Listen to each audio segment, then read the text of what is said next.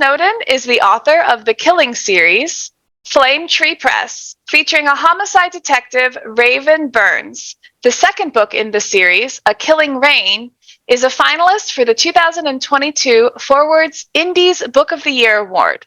Learn more about Faye at faysnowden.com. And Faye, whenever you're ready.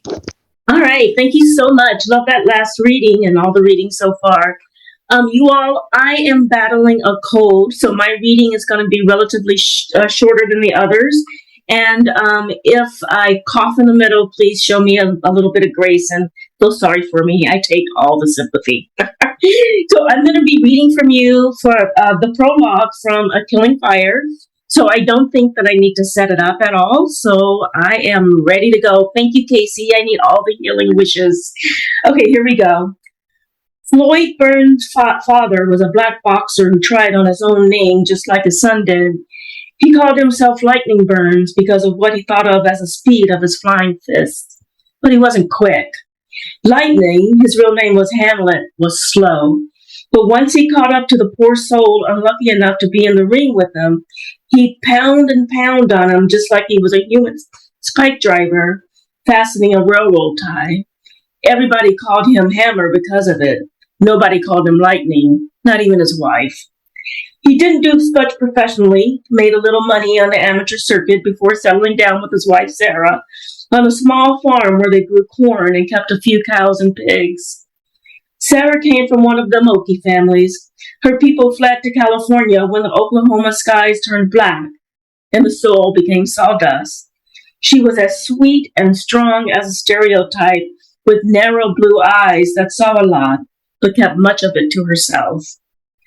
Floyd worried Sarah from the minute he was born.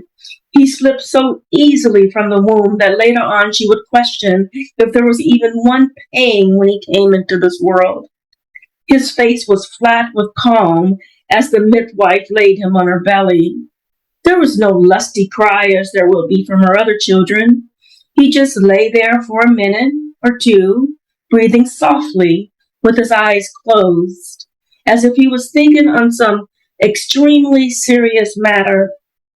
When he finally opened his eyes, Sarah did see that one was darker than the other, but it wouldn't be until later that she fully understood that one eyeball would be a shimmering green and the other a blazing blue.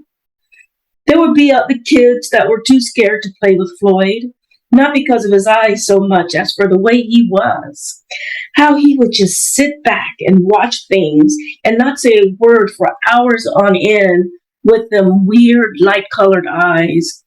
And as for the kids that weren't scared of him, Floyd found there would be a lot of pushing and shoving and a hard road to hoe.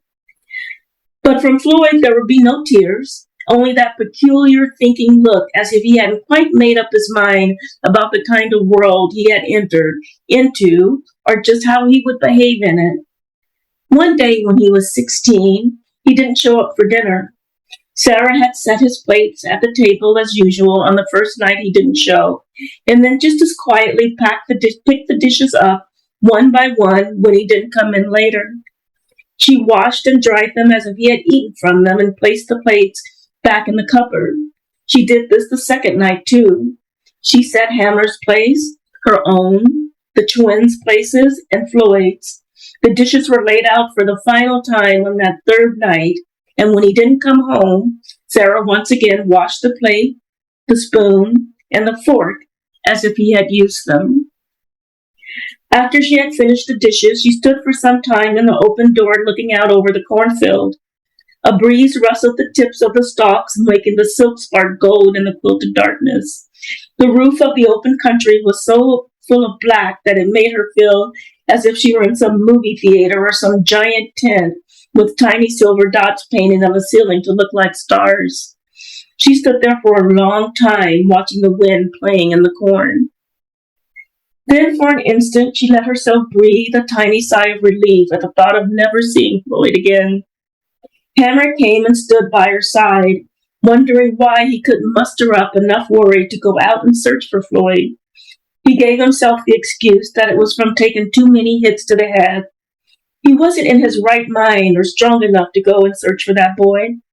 Besides, he couldn't leave Sarah alone with the twins. That just wouldn't be right. He put his hand on her shoulder, thinking that they had both just missed something terrible. But if anybody had come out and asked him what that was, he wouldn't have quite been able to put it into words. Thank you.